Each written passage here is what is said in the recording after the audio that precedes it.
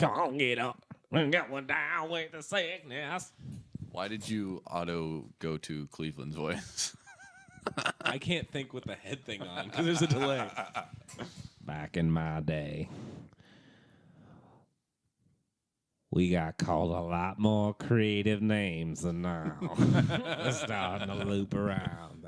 Are we live? Or live? Are we recording? Yeah, I think Jamie, are we live? Your microphone has no latency. Mine has latency. Perfect. That's exactly what we wanted. Are you ready for this Four Roses small batch to be uncorked via microphone? Go. We can. I'll watch it from here. This is ridiculous. Okay, I'm gonna turn the volume down. Missed it. You ready? Yep, I'm ready. That was probably really good. It was All right. perfect. So A little bit of Four Roses here. It's not Four Loko for you losers. yeah, different combination of fours. And it's the only bourbon that I can consider drinkable. It is not as smoky as other bourbons, with or without ice. mpk has come around. That's 10. Well, it's sweet on the front end, which most bourbons I have never found sweet. They like to hit you hard with the smoke. Burn your palate with smoke.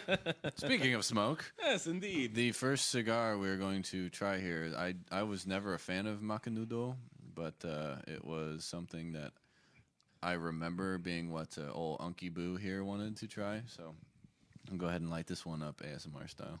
So get a little lighter action here. Can you explain to me what the AMSR? I don't know, honestly. It's just people on the internet making noises next to microphones, and it makes people want to go to sleep or something. It's really weird. I thought that was for public access TV. Fuck you, government. Love that sound.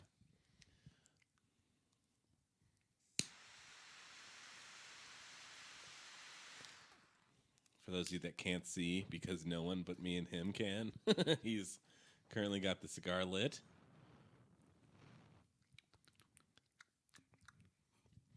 Well, that's a very rich cigar. This is the Inspirado by Macanudo. It's a box press, which I'm usually not a fan of because they're usually tight to draw on, but this one's not bad.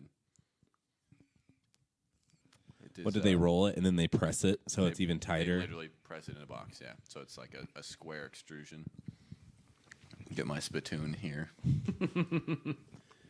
That's I've never had that problem. I don't know what it is about the oils and cigars, but they make me salivate like times 20. But this is like a medium intensity cigar. I'm not really getting much flavor off of it other than like tobacco and like a rich earthy flavor. It's not a nicotine bomb. It's just like a really all right cigar. It's nothing special, but it's pretty mild. It doesn't hit your palate real hard. Go and give that a try there, Unky Boo. This podcast sponsored by Eagle Eye. Is that where we went? I wish they sponsored us. Eagle Eye USA. The back end of that taste is it's interesting. I don't know too much about cigars to give you an accurate description of what's going on here, but it's not a bad cigar. It's the one thing that I explained to Uncle Bugatti when we were in the cigar shop is, well, one, I have too much information in my brain, and two, when I used to smoke a ton of cigars, I did an obnoxious amount of research on how they're grown and manufactured and stored. A lot of the misconceptions about, well, tobacco in general is one of the killing points that people try to put against cigarettes, which I would never suggest you smoke a cigarette. I'd always suggest you smoke a cigar at least once, is that tar is an additive somehow that makes it more addictive. But when cigars ferment, they make nicotine and tar, and that's just part of the fermentation process. Much like when you ferment food, it makes certain things that taste like pickles. It makes that vinegary taste, the ammonia, as it were. Well, like we just ate some pickled herring today, and that does not taste like fish at all. No, it tastes like pickles because it's pickled. Yeah, it's fairly sweet, and the sugar content is not too high. But anywho, it's still going. But Okay. that Macanudo is it's an all right cigar. It's nothing too strong. It's nothing too flavorful. It's just a nice, well balanced cigar. Pretty oily because of it looks like it's got kind of a Maduro wrapper, which is basically just means aged, or when the tobacco grows on the stalk, the more aged stuff is on the top because it ages faster, so it turns darker. And that's what Maduro means. I think is aged. This tastes significantly better than the STL cigar I had last night with the same bourbon. It's got a rich, like charcoaly, earthy taste to this. That's the main flavor. And, that's kind of what I was going for, was something with a little... Earthy bite to it. Yeah, a little bit of an earthy bite. Maybe some kind of a, not necessarily fruity taste, but... Something acidic. a white owl. Oh, God. Remember I showed up with Swishers one day, and you guys about shit your lost pants? my mind. Beard and mpk here fucking just about exploded. I want to go ahead and say that our first two podcasts were a joy editing because of all the memes that I put in the video that's going to go up. I meant to do it this week. Today is what, the 14th of April? That would be correct, I think. Because we recorded those at the end of February, and I was going to launch them the first week of April, and I never got around to it because I got stupid busy, and then we went and, like we said, at Eagle Eye Sports, or what is it? USA? Eagle Eye USA. Went and shot some machine guns. I popped my full auto cherry today, so that was a lot of fun. 9mm Parabellum. One British gun being the Sten, and then the other one I had to shoot my People's Heckler and Koch model MP5 Kurtz. Quartz. Yes, you're correct. Kurtz. I always said Kurtz because when I was a kid, I just pronounced it the way it looked. Everyone says Kurz. I would have said Kurz, if being the untrained eye, but I would like to learn some more German just because of... My favorite line I've ever taught myself is when I tried to learn German, I tried to normalize it for myself. So I tried to make like movie phrases like I lied and just to like normalize it for myself. But Spaceballs, when they're in the desert and they're literally combing the desert and it gets the two black dudes with the pick. We ain't found shit. Wir haben nicht gefunden, Scheiße.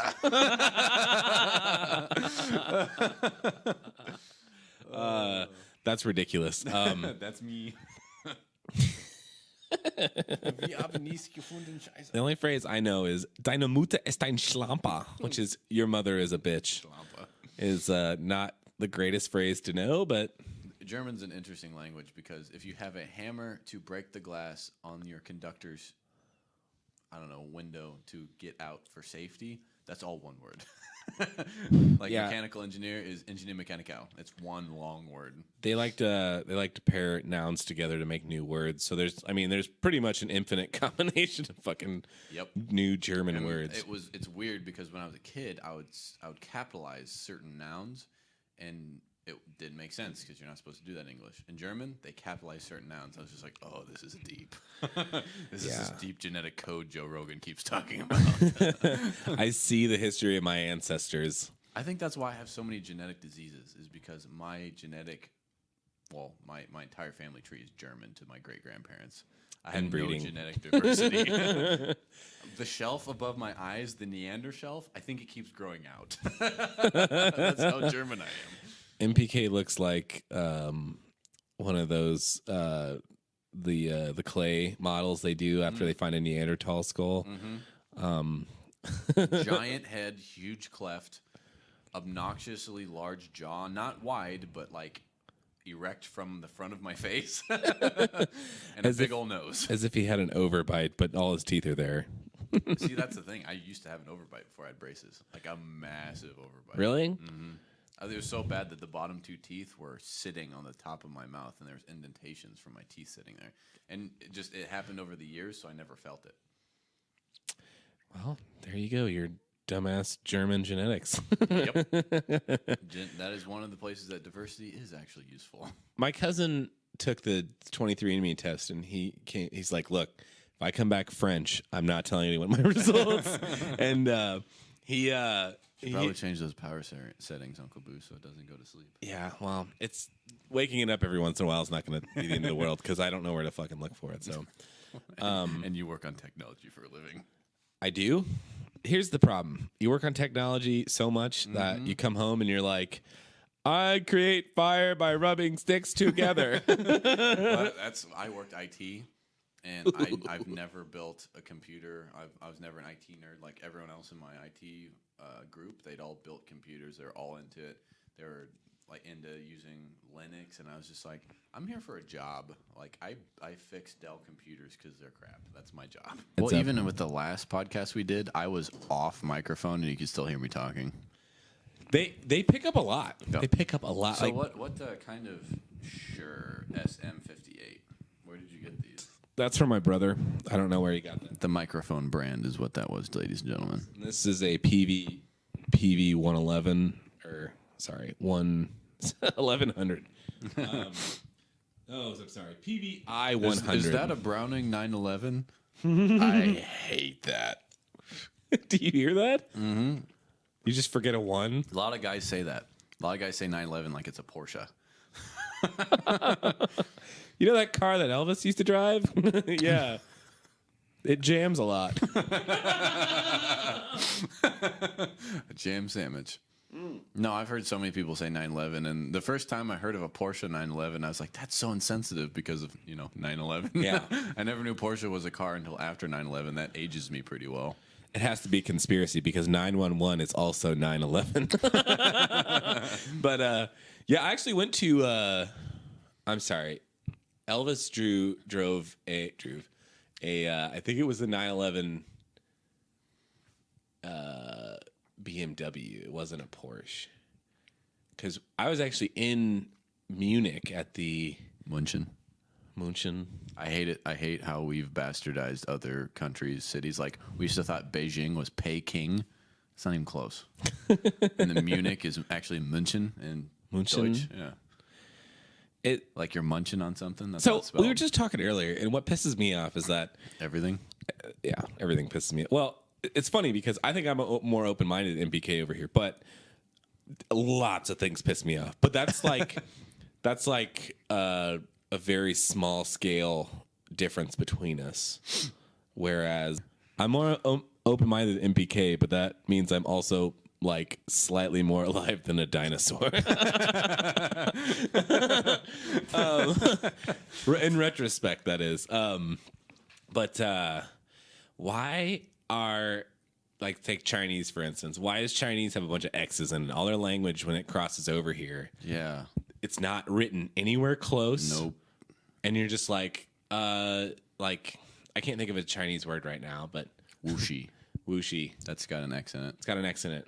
It's clearly an Suzhou. S. That is Why an X in did it not start with more phonetical spelling? I don't understand that. Like, I totally understand the Latin languages because we're pretty much the same thing. It's just different pronunciation and spelling and grammar. But sure. Yeah, no, the little contact I've had with the Far East, the little interactions I had. I used to work for a Fortune 500 company that was trying to move their manufacturing to China, and Wuxi was one of the big plants that we're trying to work with. Just trying to understand their emails because it's broken English, and then they would try to speak, and then they would speak like Spanglish, but only like Chinese English, and it's just like, all right, Mingling, I'm going to have to ask you to get a translator because I don't know what the hell you're talking about. I worked on the quality team, which is like the worst because you get all the good news, as it were. Yeah, it was an interesting ordeal. I was internal and external quality for this company, and they're just trying to get their manufacturing out of the United States, just like everyone else, to cut costs. And in the end, it doesn't save any cost. It's just a big old Mongolian goat roping is what it is. And that's racist. I work for a German company. I quite frequently get emails in German. And I'm like, thanks? Or let me go ahead and plug this into Translate, and hopefully it translates properly. Some of our lesser utilized models of equipment, because they usually have an okay service manual, there'll be parts that are entirely in German. And it's like, I have a German, I can you can use Google Translate and sometimes it works. 87% of the time with German, it does work because it's close to ours. But sometimes Latin. it just doesn't work. Have you ever seen? There's a video of they took the Fresh Prince of Bel-Air theme song and put the words through Google Translate. Oh, yeah. and then they took it back translate to English Yeah. and sang it. It was Well, like when they threw it to a Far East country, it just ruined it. It's absolutely ruined it. Because it's not Latin. no, it's not. It's not even like Or Russian. It butchered it in Russian because it's just different. even Germans use different muscles in their mouths to talk. Well, yeah, they throw shit in the back of their throat. Yeah, and that. It's kinda like sound. it's closer to like the Arabic, like when the Arabs speaking that they go a lot. And it's just they throw shit in the back of their throat because our original language, when we were starting to form language as bipedal hominids, it was lots of grunting, grunting and apparently goat fucking. Mongolian goat roping. We've made it full circle. But Yeah, so I don't even know what we started talking about. You had said a really good idea. You're like, oh, that'd be cool. Whenever I train new shooters. Ooh, that okay. is that is something that's crazy. That is So- a whole new experience for a range master. We're in 17 minutes and 13 seconds. If you want to, Let people know that that's when the content starts. like, you just want to hear us riff about stupid shit. Yep. Like, so what's the deal with airline food? Slacks. That's my really bad Jerry Seinfeld impersonation. I but was never a fan of Jerry Seinfeld. I don't know how people. I didn't like the show, but it's so I much liked different. Kramer, and that was it. And Yeah. George Costanza, Once in a Blue Moon. They're all like psychopaths. It's all these sitcoms. If you take the laugh track away, they're all psychopaths. And every character on Friends is an asshole. I hate that show. Probably why I don't have any friends. I didn't watch the show enough. Is that how that works? I watched the show a lot as a kid, and I still don't have any friends. We'll put a hat pin in it. New shooters. Jesus balls. See, the reason I go out of my way to endure this amount of stress on all of my senses is because I feel it is my civic duty to make up for what our parents didn't do, which was actually teach. It's so surprising. We're both technically millennials, just for those of you who are listening. Unfortunately. But Unky Boo and I agree that generations are just another divisive way of dividing. So we don't really believe in generations. We're all people, and we're just trying to make it through this thing called life. Yeah, that's why Blaming others is not going to help. It makes sense when you're talking about like people who grew up with or without the internet. Like I lived a portion of my life with no internet. And We didn't have the internet till I was like 13, yeah, exactly. which was so 2007. So I was born in 94 for, if you didn't want to do the math. I fucking wasn't going to. I think I'm just a little under a year older than you. So, but different circumstances. But we grew up throwing sticks and playing in mud. Exactly. Me and my brother used to beat the crap out of each other with sticks we found in the woods. I gave 2 of my siblings stitches. You don't hear about that anymore because people just don't go play. You can get assault for getting in a fight in like kindergarten. So stupid. The nanny state pisses me off. That's a topic for another day. Anywho, new shooters. So we'd like to go over. Dude, the video that I'm about to release is gonna be a fucking nightmare. Is it you training them? Well, there's that because one really great thing when I was learning how to golf, watching yourself is one of the best learning tools. Like, why am I doing that? That doesn't make sense. My brain thinks it's a good idea to do, so I'm going to do it. And most phones nowadays have slow motion. Yep. Holy shit. iPhones are really good at that. They really are. And generally speaking, high speed cameras need a lot of light, but if it's broad daylight, Yep. you can pretty much see everything you need. So, training new shooters. God, that video series is going to take forever to edit because basically what I'm going to do is I'm going to film me telling things and then watching Gotcha. how they react to me telling things, just so the viewer has a little bit of better idea of what's going on. Just like when we did our shoot and move, I did that intro for the shoot and move video. That was a good idea. So people knew what we were doing instead of just watching us run back and forth like morons. But with new shooters, people don't understand the concept of bullet casing powder primer. So that's the first thing I start off with because Team Fortress 2, watching the sniper shoot the whole casing and bullet hole. that was something that even as a kid, I was just like, I know how this works. I've never shot a gun before, and I know how this works. Why do game designers not know how this works? Or like watching Counter-Strike. All the guns are mirrored. They're all left-handed. What? Haven't you looked at a gun on the internet once?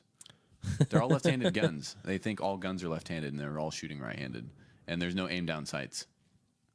But that's just video game lore for you. But as far as starting with new shooters, I basically take a cartridge, and most new shooters want to know how to shoot a pistol so that they can do concealed carry and protect themselves and protect their home. And if we want to do a philosophy video on home protection, I'd say get a 9mm pistol and just be done with it. But again, conversation for another day.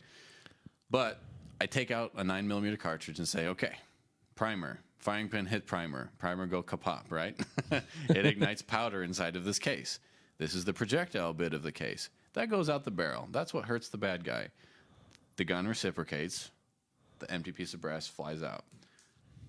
All of that to a new shooter, that's already overloaded their brains. They all look like deer in the headlights because that takes too much mental capacity for the average human being to really understand what's going on. Because you have adiabatic combustion, which is not something the average human being will understand.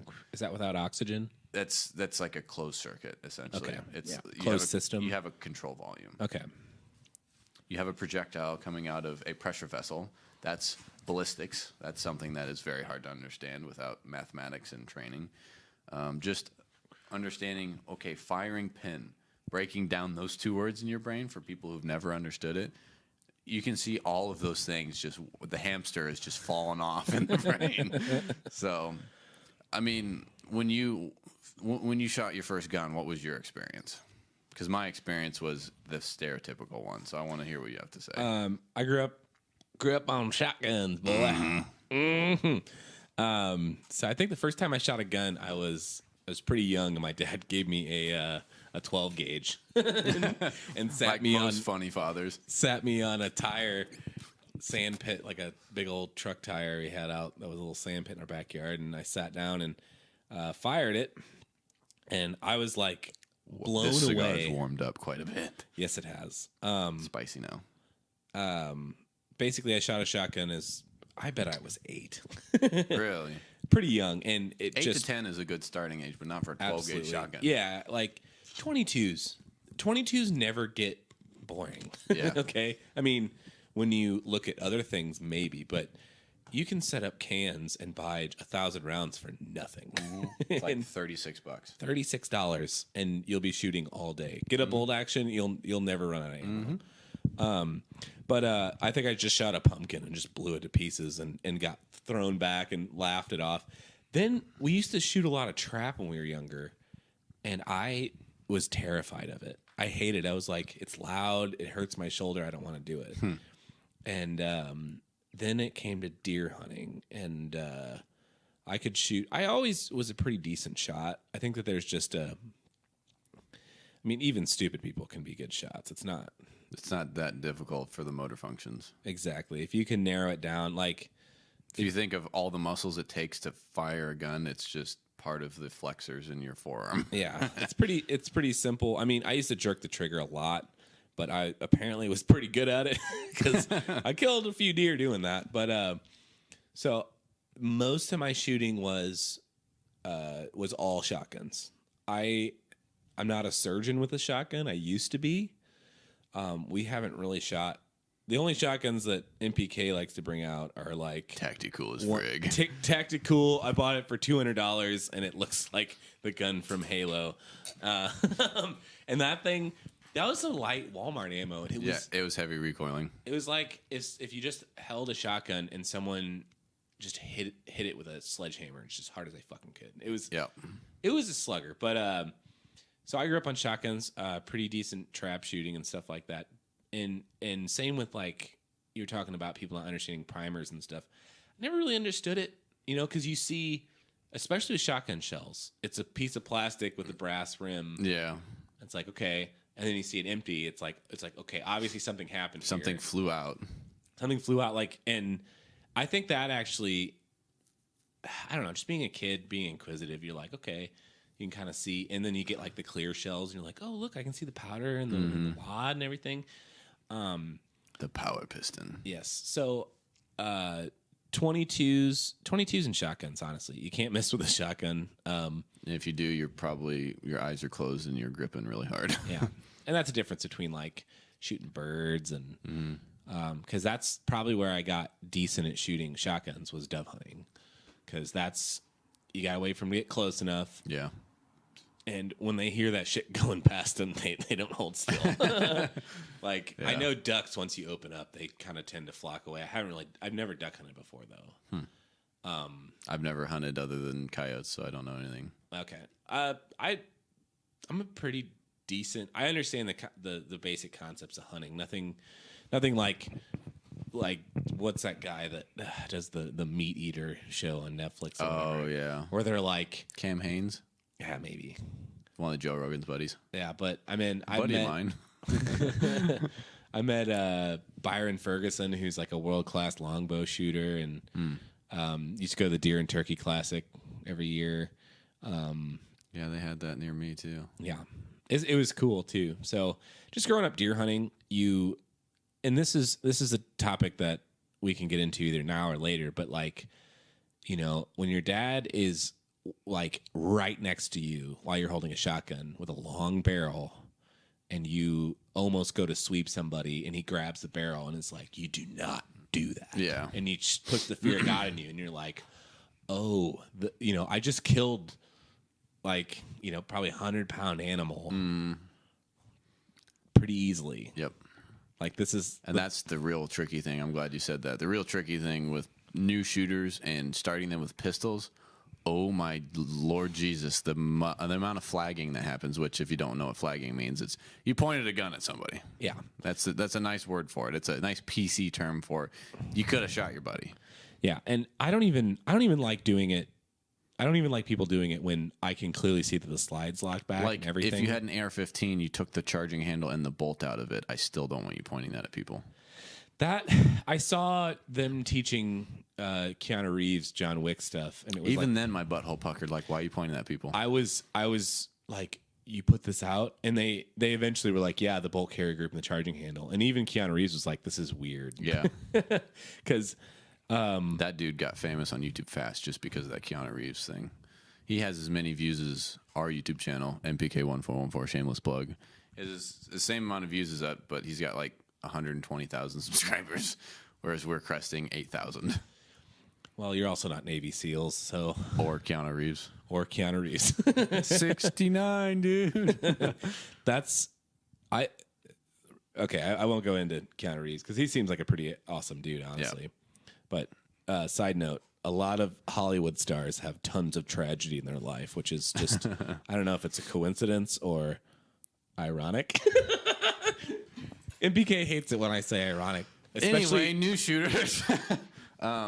So teaching these people who've never shot a gun before how to shoot pistols, essentially what I do is, okay, no magazine, no ammo, you get up to a firing line, teach them how to dry fire, teach them how to manipulate the gun. Girls, no upper body strength, can barely lock a slide back. So you got to teach them how to use the big muscles in their shoulders instead of where the guys can just use their forearms and just pinch pull. Women have to push their forearms against their body and use the big muscle groups. Yep. Just being able to teach them that and how to, like, if there's a guy to their left, how to not do that and point it at somebody. So keep the gun pointed down range, keep your booger hook off the bang switch until you're ready to fire, and just how to hold a gun. That's the first step, and that takes 15 to 20 minutes.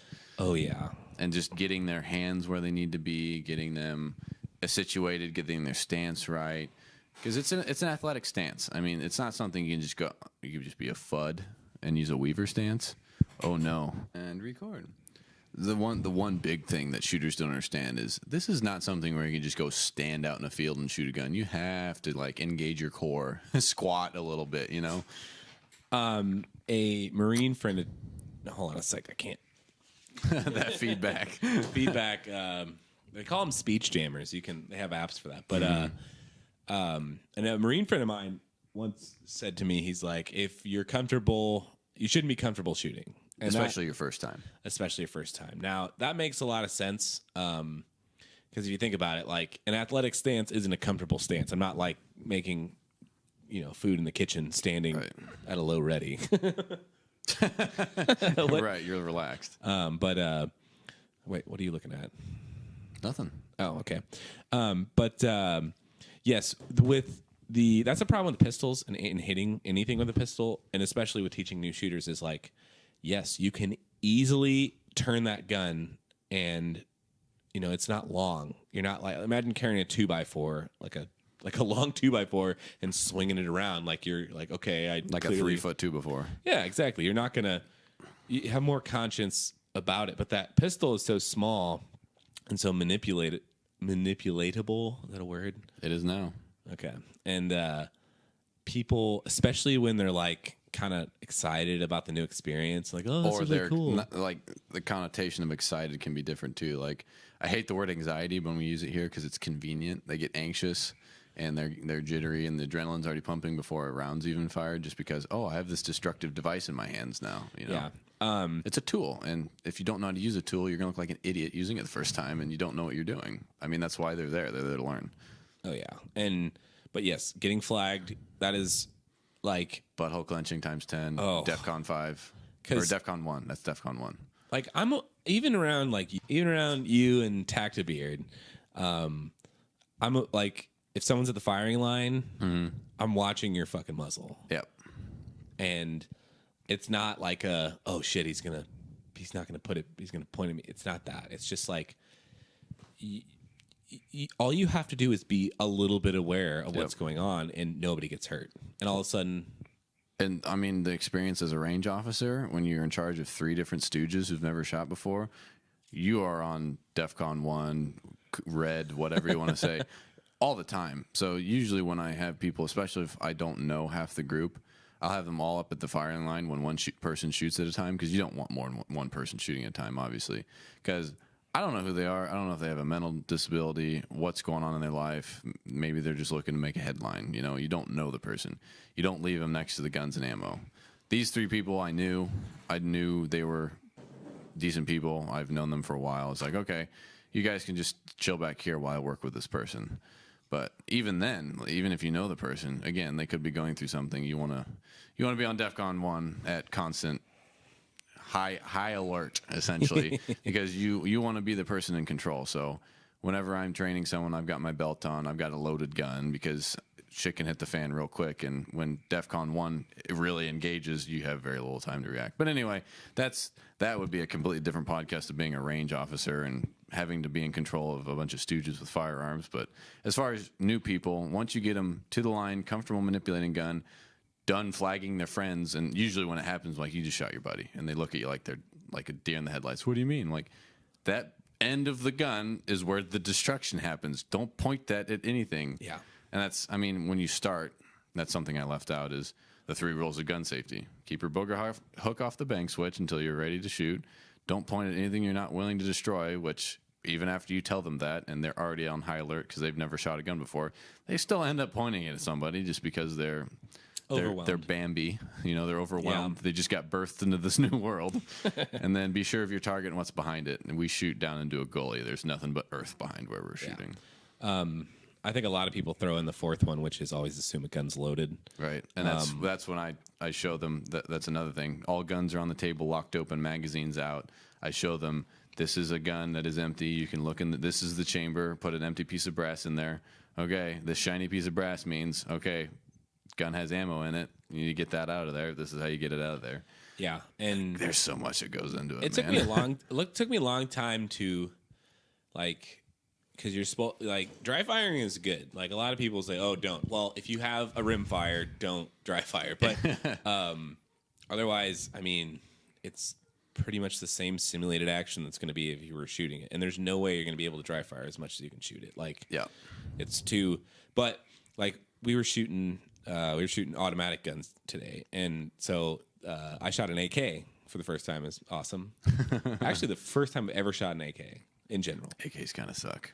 They do. The M4 if you was way something more controllable. Yeah, if you wanted something cheap and readily available around the world in the shitty parts, for 3 grains for 3 bags of rice, you could get an AK. Exactly. But anywho, so what? When you go to a range and you rent a machine gun, they usually have you pop a few rounds off in semi, just to kind of feel what the recoil is going to feel like. Yep. I shot one and then accidentally shot another because the recoil was more than I anticipated. And as I reset it back to where I was, I didn't move my finger and essentially bump fired it. Mm-hmm.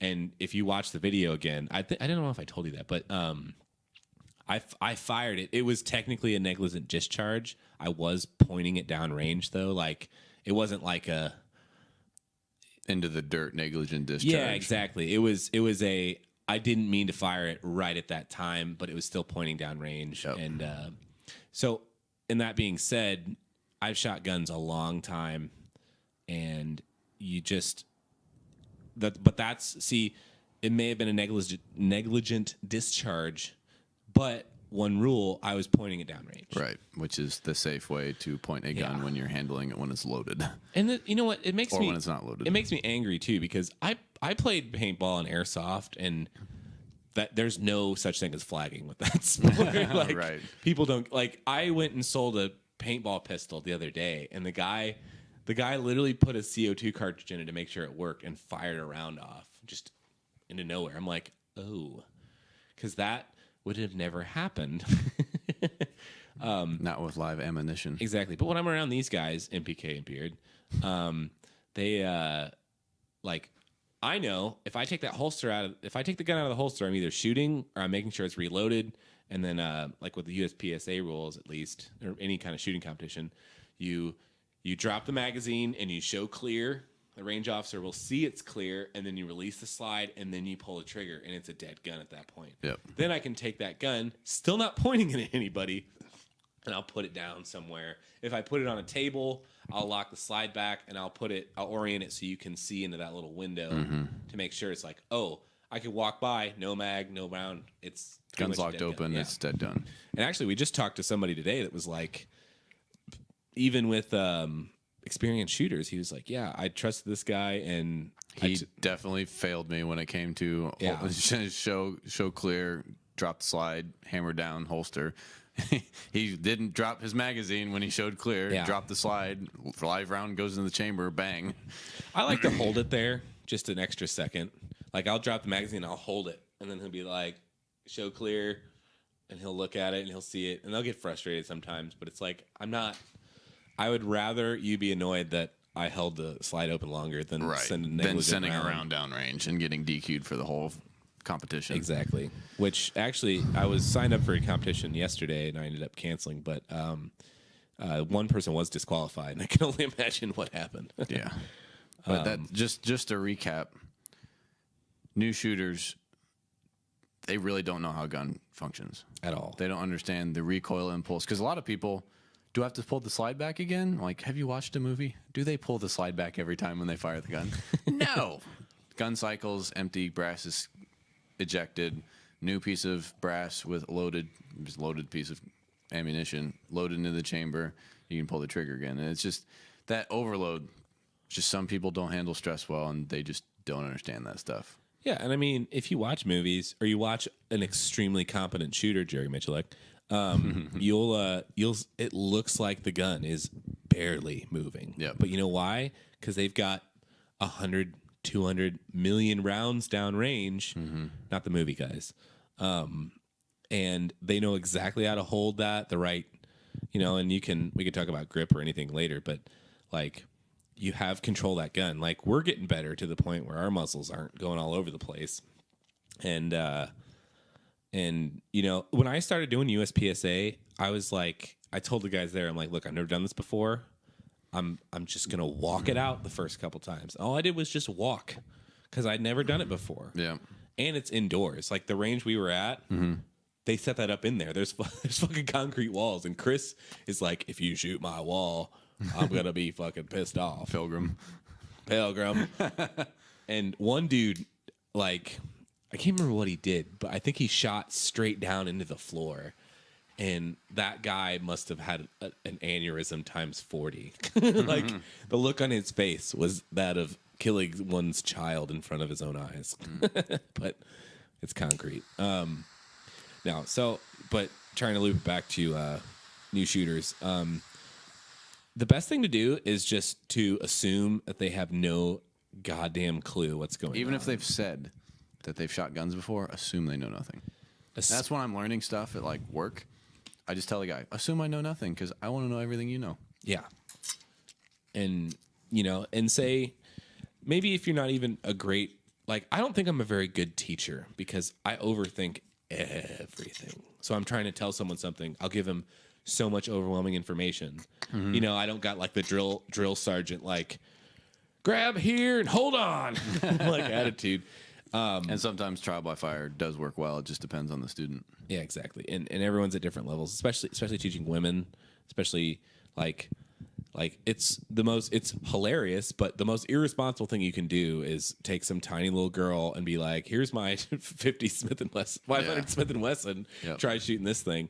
Like, all right, Uncle Bugatti, now that you got your technology figured out and we lost 10 minutes of audio. But not that we're bitter. I never said we were bitter. What's that stupid commercial I see on YouTube all the time about coffee? All of them? All of them? All of them. You don't need to go over all this bullshit again. Okay, edit here, dipshit. Dipshit being MPK. So I've got the Macanudo Inspirado Maduro. I'm going to start lining up here. Did you get your technology figured out, Uncle Bugatti? As far as the mouse goes? Or as far as, what are you talking about? The power setting so that the audio doesn't screw up again. Yes. You watched me do it. I'm making sure the viewers know your incompetence. We only lost 10 minutes of audio. It's not a big deal. Which... And I'm lighting a cigar, so ASMR or whatever that acronym is. I think it's... BDSM? Beat you to it. A song of marching retards. and that is in reference because Game of Thrones something is coming out today. I don't know. I don't watch television. But the book is called A Song of Ice and Fire, but it's a song of marching retards. Which would be an awesome alternative name for this podcast. I do like the way you ended the other two podcasts. Suck it up and suck my cut recording. Really? Yeah. That was pretty solid. So this Maduro is intense. You know that wasabi thing that I was telling you about earlier? That hit me pretty hard on this one. The Maduro is a lot more powerful, which usually people think Maduros are more powerful because they're a darker wrapper. The wrapper means nothing to what the cigar tastes like. It's just for show. It's the dress over the lady. We're all the same inside. That is incorrect. We're all pink and fleshy on the inside, but doesn't mean we're the same. How's it taste there, Super Chief? It's got a lot more spice to it. Definitely more spice. I think that cigar, the previous cigar, is kind of overpowering this. The Inspirado, probably natural or just the regular tobacco. That one's the Maduro, so it's got a dark Maduro wrapper on it. So where we left off with new shooters, to reiterate basically everything from start to finish with the new shooters, you have to explain the internal and external ballistics. So they have to understand this is the anatomy of pew, as it were, with the bullet and the projectile and the casing. Not a bad picture. There's a picture online that it's going up in this YouTube video. They'll see it. Okay, so this picture being shown is not a bad way to describe this to somebody. Yep, it's pretty nice. So then I lay out all the guns and say, okay, grab a gun and see which one fits your hand. And this is the argument for girls buying small, cute, colorful guns that are in cyan or Tiffany blue or pink or purple, like the little Ruger LCRs and LCPs. Those are horrible guns for women. I protect women. That drop the name of that meme page on Facebook so everyone can go look it up. Tactical means for the gun grabbing scene. There's some awesome FUD memes go up on there every week. That is the reason that I got nothing done till noon this morning. So the concept of inertia, smaller guns, less mass to absorb recoil, pretty simple concept that people get wrong constantly. Women want small guns because the smaller gun, they think it's going to be more wieldable. Wrong. Get them a big old Beretta M9. Yeah. Big gun, small caliber, like 9mm. Yeah. And you can train. You'll figure it out. Yeah.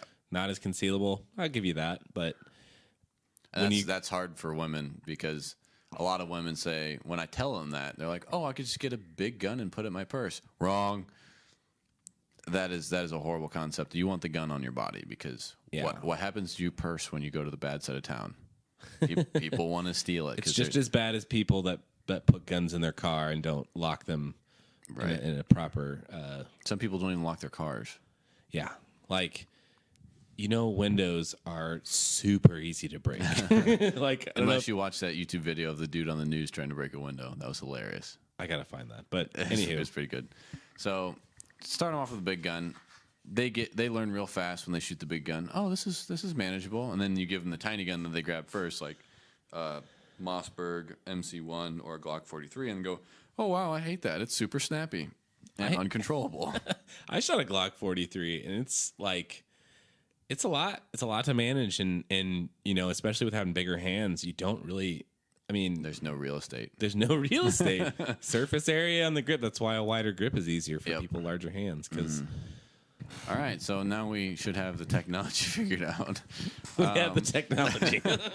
So, yeah, once you get that small gun in their hands and they shoot it, they shoot one round. They go, nope, yep, you're right.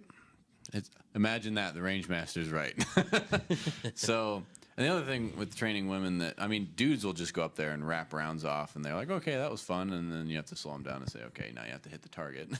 But with girls, I find it's very difficult because, one, they don't have the upper body strength. Yeah. They'll usually impinge at the hips, lean back, try and compensate for the weight, so you got to give them some physical therapy to go home and do some dumbbell raises with their shoulders. That's literally what I did with this guy. I was like, you need to go do some dumbbell raises, and I showed her exactly what to do. But there's also those giddy girls that are on the range that are trying to be cute, and they're like, oh, I've never shot a gun before. Help me, blah, blah, blah. And it's like, okay, you either pull up your big girl panties and we learn something here, or you can go sit in the car and bitch to your boyfriend on the way home, because I'm not going to deal with that. I don't want to leave here without a digit, and I definitely don't want to leave here with a gaping hole in a vital organ. Brand new hole brought to you by 9mm Luger. The 9mm Parabellum. So yeah, basically internal, external ballistics, you get them dry firing, get them comfortable with the gun, manipulating the gun without flagging everyone, showing them how to lock the slide, drop the slide, how the round gets loaded out of the magazine, all that stuff. And then you actually have to go teach them how to load a magazine, which with pistols is just, it is a goat roping. Watching people with no upper body strength try and load a pistol past 3 rounds, it should be one of YouTube's most viewed videos because it sucks when I do it.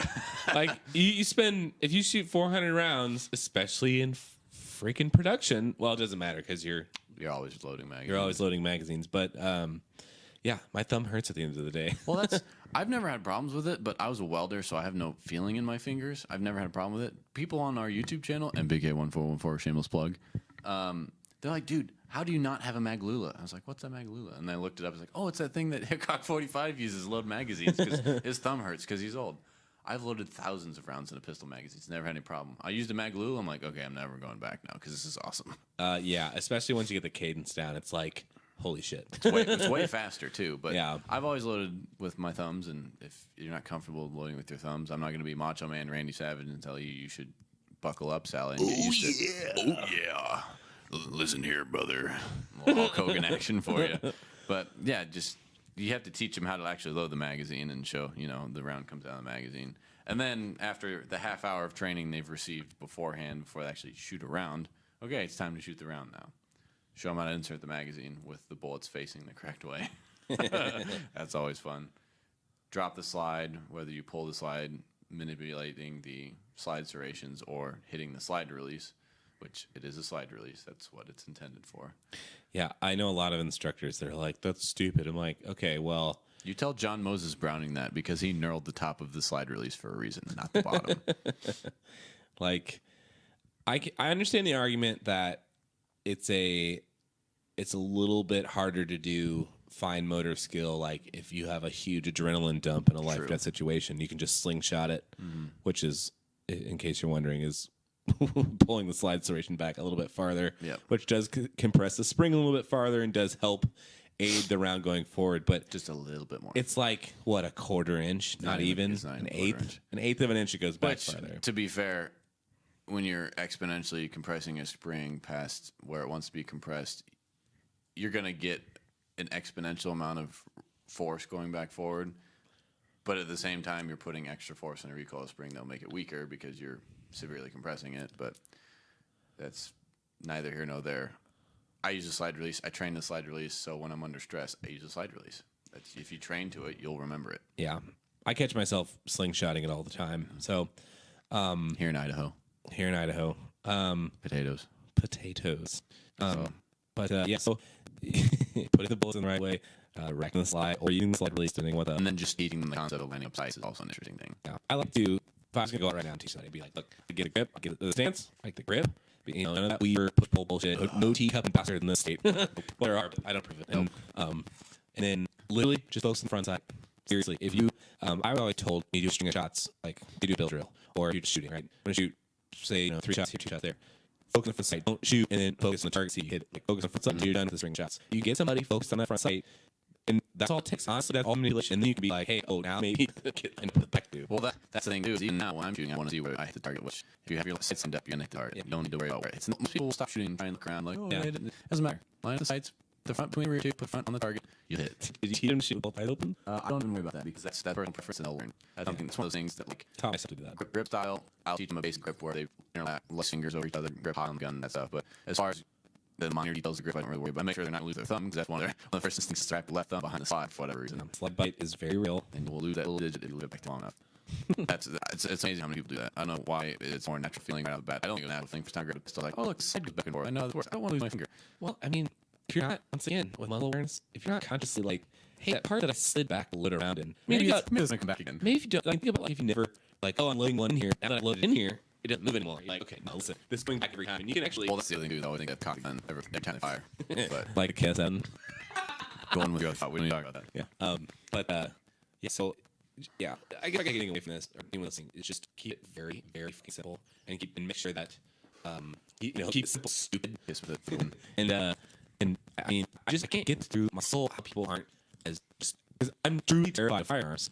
Because you need to have, and not necessarily terrified, but a healthy respect for the dangers coming out of the end of the day. Just use a knife. Exactly. Like, you don't cut things toward yourself. You don't point a gun at somebody accidentally. Or yourself. That's another one, too. I mean, we probably find statistics and people blowing their freaking hose off. Yep. Even Hickok 45, he had a gun in a holster, and he's carrying wood, and the gun hit a hammer, a revolver, and sent it around in his foot. Really? Yeah. You heard a sample for it? I didn't see that. So, now that's a little different, but that was kind of a weird situation. But don't, like... That's another reason to have a decent holster. Uncle Mike's Alien Tactical.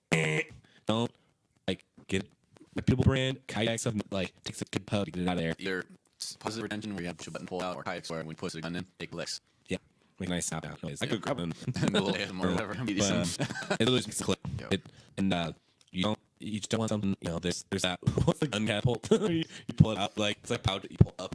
Oh yeah, the urban carry. It wasn't a bad idea. I was considering buying one and using it on the channel, but I hate peg carry because one, I want my penis, and two, when you pull the gun out, you're pointing both your femoral arteries. That's not a good idea. Yeah. So I'm all for people who are very experienced to carry appendix, but I would never suggest it. I would carry it at 4 o'clock because you pull the gun out, you're pointing the gun behind you. Just rip it off. It's like toe tag. I can put the scar wrapper on one day because I think this humidor that we bought this from was a little dry. Anyway, Scott, we're going with the scar. Yeah, when I pull from the 4 o'clock position, it's pulling behind me. It's not pointing at me. When I pull the gun forward, ever pointing at me, and that's just the way it is. Think about like, okay, you're at a range, you do it nice and slow every time, and you train to do pretty good. Now add in a just bucket of chemicals known as drilling into your brain, and something going on, and you make a mistake, and that mistake happens to be when that transition period when you're still pointing at your femoral artery. You put a bullet in there because you got about 2 minutes left. Leave out. You got a tourniquet, which I was suggesting you could range back with a tourniquet. Yeah, stay away from rats. I've got the rats too that has the steel winder. The rats one, the plastic one. That's why I said don't buy the rats. Big rat too is the steel one. And I mean. The cat's cat? No, cat. What am I thinking? Just the regular, like, wide-banded one everyone has. I don't know. The rat is the most common one. That was one that was marketed. A lot of tactical guys in the community say don't buy it because the original winder where you actually tighten up the tourniquet with plastic, it can break. And like, okay. Less. Yeah. That's one way to put it. That's what it's called. Yeah. But they would steal, and that's why when I bought one. Just have one. I mean, honestly, because... It's not going to tourniquet. You're not going to get enough attention to it. It's not going to retain there. Obviously, the wider the belt you have, the better, because it's not going to cut into the leg versus stopping correctly. Anything this whole the heart, you want to make sure, like, because some people are tourniquet around the neck, but you hit a limb and you get that tourniquet on there. I mean, what do they say? It's like an hour or two Well, it depends on what hit femoral artery pretty fast. No. Like hit it from water, you're gonna die without turning. I'm saying, how long you can turn it on? Like, Without losing a limb? Yeah. Yes, that's probably within victim. That's something I would have to just Google because it's pretty good information to know. I actually have a pretty good book on I think called Combat Lifesaver, and it's just about reading like very serious common. And keep a tampon in your go bag because that clots blood very well. Yeah. Or keep 14. Because I mean, you have lady friends sometimes maybe. We all talking to some basic first aid and stuff like that. Every shooter should take basic first aid class. Absolutely. CPR certified stuff. All of that. Because like you just don't know. You don't know. That's why we're saying if you minimize the danger and can keep it where like okay now it's me manipulating the gun instead of the gun getting to where it needs to be and manipulated. Like which like herb care. Now everyone makes fun of herb care because it launches guns, but I think it has a magnet in there. I don't rely on magnets. That's even with like gray stuff. If magnet is a secondary engine, you need to have some sort of mechanical retention on that. I agree with that. For time shooters, back to how far another hand. I think the hands are good. It's a lot of good information. Yeah, I mean, if someone was like come and listen just to learn about teaching They're shooters, probably not listening anymore. probably not listening, but you like weird tangents and The last thing that we have to talk about is just how you squeeze the trigger. That's basically after that they have to teach themselves that you set them up for success after that. because I mean I remember like I've shot pistols before, but not like a couple rounds out of blaze or my uncle's or something. And I bought a pistol. And I was like, okay, I'm going to learn to do this. Don't you dare close your eyes. It's completely different. Shotguns and rifles are way easier than pistols. Yeah, you gotta be some stone cold retard. to be able to figure out I mean, there's like advanced rifle and like tactic feed, but like If you can't hit with an AR-15 with a red dot at 100 yards and the target is 20 inches or less, like that might be a little challenge. It's like a 20 to 36 inch target and you can't hit it under either line or just should be shooting. yeah, there's too much going on there. And honestly, I don't know. I understand why you start with pistols because you know a lot of people They just want to TCW. They're not real gun people. They just want something to protect themselves. and that kind of make me angry too. Now, I had somebody tell me like, well, you should have a qualified gun you carry. I feel a little overreached, but you should have 1,000 rounds through that fucking gun. The minimum is 500 before you carry it. Yeah. For me, 500 rounds to get really comfortable with the gun. Most people only put that through the gun their entire lifetime, much less more than one gun. Oh, wow, really? Very few people. Very, very few people. Usually people buy a gun. I was having this conversation with Sugar's, one of their sales managers. He's like, the reason why we release Sugar with one magazine is that people just buy it, load it, put it in a drawer, and never shoot it. That is a terrible idea. Yeah. Carbon is your friend, unless it's spherical powder in a jungle. Thanks for now. And That cigar is mellowed out. It's pretty good. It's pretty It's pretty powerful in the back end. It's got some leathery and real barrel taste to it. It's lost spice. Right, here it comes. no, it's there. As soon as I said that that's a build to it. nicotine tingle in the back of my throat. It's got a build to it. That's a nice cigar. It's a pretty nice cigar. Was Magnudo Impresado? That was Yes. But what were you talking about? saving a gun when you buy it, never shoot it. Yes. The one like okay, you can buy whatever you want. You can do whatever you want. You're in America. You're in America. You are Yeah, you can. also a free individual, and hopefully like semi-competent human being. You do want. You know, say you buy a fucking like 600 right? You gotta shoot that once. You might guess, but if you want to carry something, you should probably shoot it. You know, once a month At least. at least. So when push comes to shove, you're not like, why the fire? Oh, it's a slug like safety. Or The amount of safeties that they put on gun now is insane. I mean, what you know? What is your break-in period for pistol on your channel? We do a 250 round break-ins minimum for carrying. I would say you probably put 5 rounds through to get really comfortable with it. So you go out and you put 100 rounds through there, and you clean it. That gun's still ordered. Still, you put 100 rounds through there, and you clean it, you load it, and carry it. For those of you who can't count box of ammo, say you have 1,000 rounds in your gun. After you shoot 2 boxes, please figure out how max works. Just like buy a huge, just get 1,000 rounds. Just buy a whole case of 1,000. 500. SGM.com. SGM.com. And which I did actually buy that Wolf Gold. Did you? From them, and I still have 950 rounds of legit. But I haven't really got a chance to. I'm gonna shoot an AR into a range. That's Stupid. no waste of time. 20 yards. Okay, hit. Congrats. Even I got crazy good grouping. Like what? Anyway, you put 100 rounds there, and then you clean it, and then shit's and it's not broken yet because carbon likes to find its way into places. And it's good lubricant, dry lubricant, and you know it's just. I mean, if you owned an ambulance and you drove it off a lot to market your driveway, it's something like that. If you shoot it once a month, it doesn't have to be 250 rounds a month. Shoot, box 50 through. Go to the range, shoot a box 50. Yeah. Minimum, very minimum. And you're like, oh, it works. And I loaded it a few more times. I loaded different magazines. All these magazines I'm using. That another curveball that I didn't experience these. So once you get them down with the trigger press and slowly squeezing, night breathing, they forget to breathe a lot. They'll hold their breath a lot when they shoot for the first time. Once you get through all that, they groove. They get their target. They take it home. Odd dot. That is like 10% of the training you need to do for DCW. Because one, none of these folks saw what a malfunction is. Especially women when the malfunctions, they just hand it to the dude. Like they don't. They just want to get rid of that accountability and get it broken. And there's so many times I've been talking to range officers at like local ranges like go that way too, where people. There's like a stuff pipe, like there's still a magnet gun. The second that round is probably going into the chamber, and they're just pointing the gun right at them, like fix my gun, and pointing the barrel at the range officer. Yeah, that's how you can punch in the face. Yes, that's how you clear out and or shot the range boys or girls. Do that. That's a series I should probably on YouTube channel. It's just clear malfunctions. Right bang. You should do it for ARs and you should do it for most striker-fired pistols. Which striker-fire hand Semi-auto. semi-automatic said something. Because when that happens, as if the overload of them shooting the first time isn't enough. Now, even the gun locks open, they just look at it like, what did it do? You know, teach them, okay, the magazine locks the gun open when there's no more rounds in it. Drill sergeant. So you have to teach them, okay, the gun is now quote unquote dry, which means is out of ammunition. You have expended your magazines or them. You either need to go load another magazine or grab one out of your pocket. And you literally have to tell them these things because they never even looked at gun a lot of times, much like shotgun. So they don't do. They're bad dudes. Just like they didn't do their research for us. They just hand back. You tell them everything, which honestly is fine, especially for painting. But I consider it my civic duty to not ask for payment for the first time training. I want to be able to be that person they can go to. Second time to give me their money. Great market deployment. Usually they never come back for the second time. Usually they go somewhere else. But if all you do is go to the range and shoot your gun, I think that's 10% of your training. You need to train my function. You need to train to separate bang. You need to do a hell of a lot more training to join the range. And for those of you listening, I don't really tap is in slam the heel of your hand onto magazine rack, and then violently rack gun to clear a potential some sort, and then pull the trigger, and then that clears. That's good for most malfunctions. However, yeah, you might do a double feed. Most people don't know what a double feed is. When you rack the slide, say there's a live round in the chamber that didn't want to go bang. So your first line of defense is separate bang. Tap the magazine, rack the slide. It should eject live round and pull a new round out of the magazine into the gun. Sometimes that live round, due to its weight or the nature in which you pull the slide, and orientation when you pull the slide, it doesn't want to leave the slide. So you got 2 rounds, i.e. double feed, trying into the chamber at once. Sounds great in porno, not great in internal politics. It is not going to work for you. So then your second line of defense is drop the magazine. Rack the absolute dog shit out of the slide. Check your chamber, lock the slide open is what I usually do. Check the chamber into the magazine, drop the slide, go bang. Tap bang will take care of it most times, but you need to understand what a double feed is. You need to understand how to clear the double feed. You need to understand, well, also, usually that's having an address. So you train and it may be easy, but when the bad guy running at you, change everything. I shoot such sterile environment, then it happened. I'm just like, what's this much? And you stared at your gun while we were training before. Absolutely, seriously, because really I am trained for it. I literally have, and it's like the stupidest property. Yeah, exactly. I don't like dropping mags in the concrete. Well, okay, concrete. If it goes into the shooting area, like past line, then you gotta be the guy that goes across the room. Right, yeah, so like calls us each fire. Everyone's like, "What the fuck's this guy doing?" I don't want to be that guy, but it's like I gotta train somehow. I will do it very slowly. Especially when you reloads, I'll purpose load the gun. Exactly, but I'm very fortunate for my surrogate family's property that I have no problem doing 8-hour troll burn with you on. Yeah, well, you didn't do 8-hour troll burn. I did 5.5 hour troll burn, and I I just showed up to shoot stuff. And then someone gave me a hat and a watering can and said, "Put these fires out." You paid your dues now. Congratulations. Figured I'd do it at one point, but I didn't realize I was going to do it that way. That morning I had no idea. Well, but not worth. It happens. You probably named. Yeah. But like maybe like in an AR, you got double feeds, you got bolt overs, you got failure tracks. What if? Teach you how somehow to mortar an AR-15 is always fun. Because like why? A lot of people on YouTube are like, why is he sliding his gun on the ground? Like call mortar and Google it. Yeah, because somebody need a little extra push. It's even with that case with their convenient charge handles, I've had more than AK because Tula, delicious steel case ammo. Delicious Tula ammo. You know what's funny is my Smith & Wesson ran 1,000 rounds, no problems with Tula, and I'm thinking about buying another 1,000 because especially those fuckers at XYZ range will let me use competition. Now I will say I got some stuff from FedArm. I had some Winchester White Box and I had some Tula, and in that order is the level of impulse.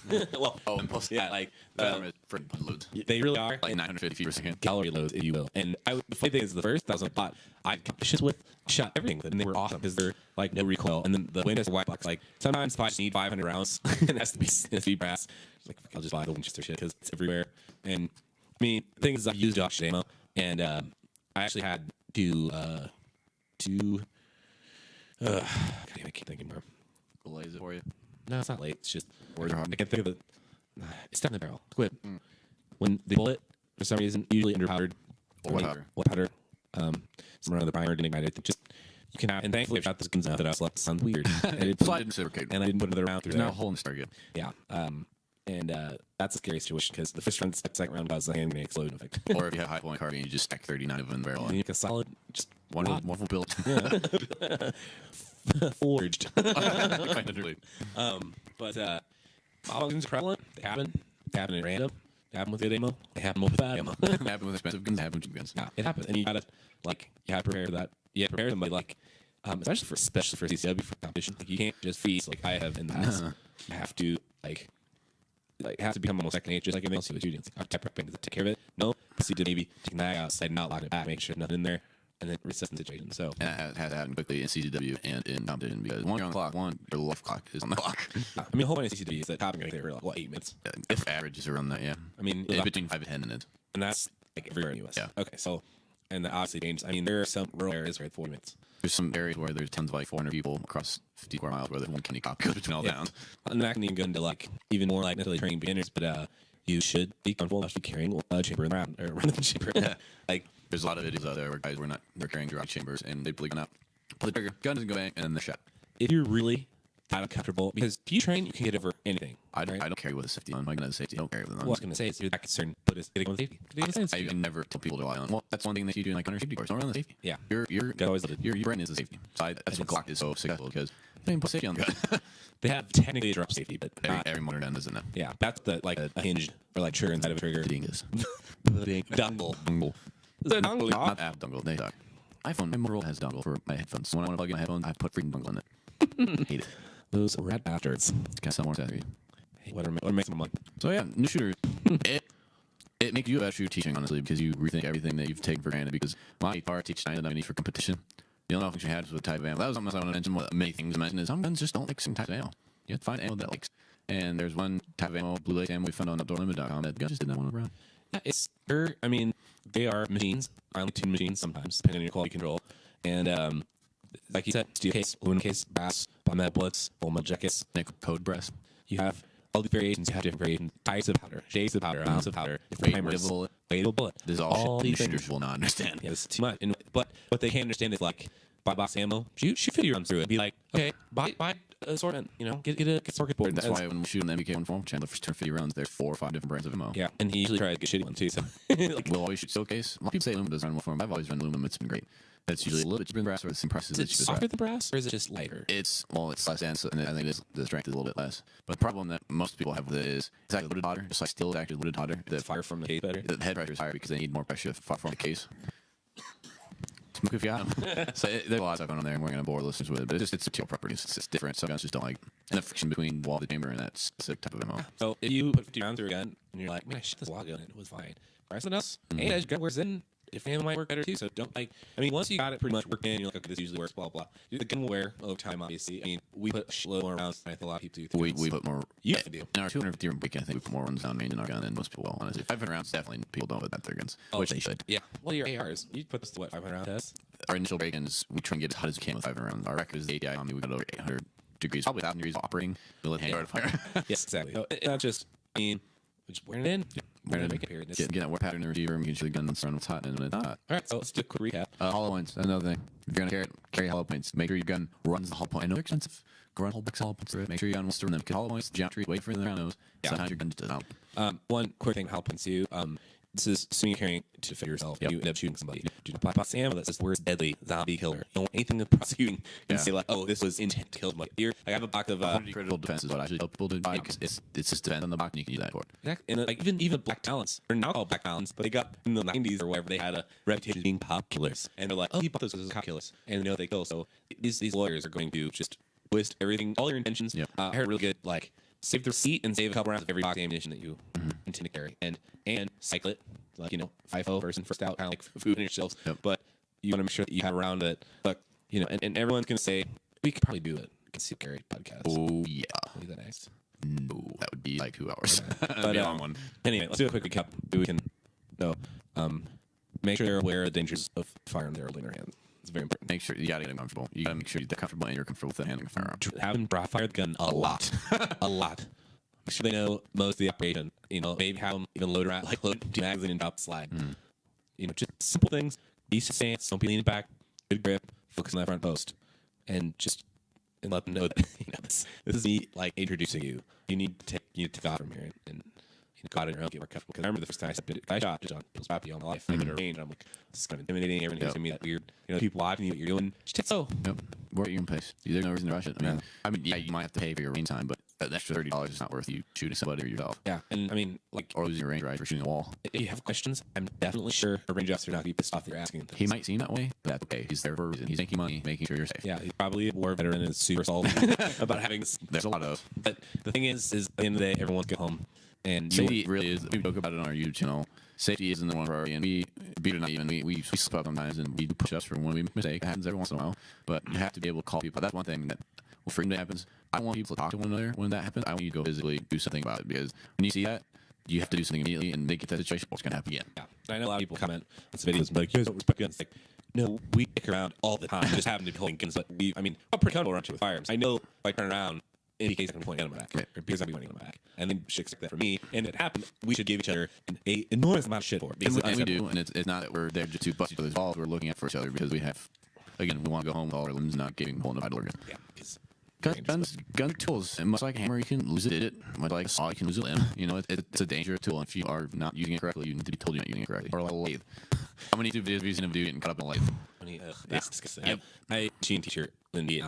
He's like, I saw something in Vietnam. I saw a picture of someone that cut in a lathe, and that's the worst thing I've ever experienced until like, cause he worked on lathes and could see like, you gotta respect it. You respect tool.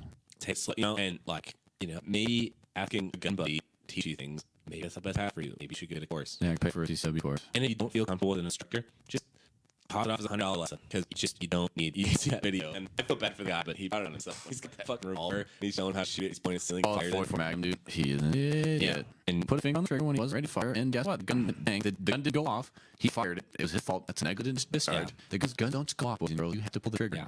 I mean sometimes guns, when you drop them, old guns, blah, blah, blah. Modern guns are drop safe. Revolvers and semi-autos and rifles and shotguns. You don't just drop a gun and it goes off. It doesn't happen anymore. Yeah. I'd say most negligent discharges are Fingers on the trigger. fingers on the trigger. And it was supposed to be. We had that one, right? The straight pull Ruben. And this is like, I mean, my right hand, which I know I'm in picture with, was a straight pull. It's not pull action, so it's straight pull back and forward. And MK was like, hey, you need to make sure it's suited really well. My left hand was in front of the mag well, and I slammed it so fucking hard, and my left hand slipped, and my pinky fired the bullet off. Like, it's weird things like that. And you know, like, hey, if I'm gonna slam this forward, maybe I should fucking hold on to it tighter. Or at least you have it pointed in the safe direction, right? But that's just something that the new shooters don't understand. That when I say keep it pointed in the safe direction, I mean down range. I don't mean at your feet. Yeah, and I don't mean the ground 2 feet in front of your toes. Like, and you have to physically tell them that, like, this is a safe direction. Either point at the ground out yonder or downrange. Like, you can point the gun at the ground when it's empty. Like, I'm completely okay with that. But when you're loaded gun point your feet, not a great idea. Because, you know, it's insane to watch you hand anyone a gun. First thing you do is wrap your hand on the handle, around trigger, and they're fucking poker hook right on bang immediately. Toy guns, fake guns, real guns. Doesn't matter. Immediately, what they do. Not only that, I see a lot of people immediately hate and pull the trigger. Like, and even that, because that terrifies me. When I fire at home, like, I'll check 3 times. You make sure those ammo gremlins did not slip around in that chamber. Because I mean, what, you know, how much freedom can you honestly have when they come in? Like, hey, who fired a round off in your house? Right. I'm to the point, like, I live in a duplex. I don't point toward the other people's wall. I point toward the outside wall. It's like, or like a concrete wall in the basement. Yeah, like, if at least I can mitigate the damage, at least just impact me. And that's worst case scenario. But that's a rule. You know what you target and it's blinded. Yep.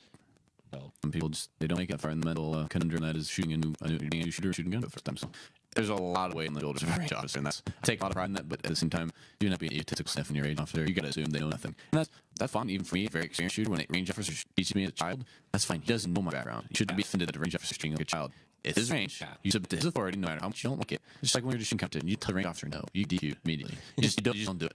like, there's no There's no debating it. He is a judge, jury, and execution. He'll DQ you for anything. exactly. I mean, it's just it's zero sum games. Don't do it. Someone tells you like, hey, we don't do that. Just don't. Worst case scenario. I mean, it's gonna negatively impact you. And I like that one more thing. I remember I let somebody freedom to shoot my pistol. She was like, did seem super confident. I just put one round in the magazine. I was like, okay, shoot it. Boom, shoots it. Oh, that's cool. And I put another 1 round magazine, and so you shoot it once, and then after the recoil, you don't have the accidental like semi bump stock fire of pow, and then they scare because they're not holding it correctly. Right. So just simple.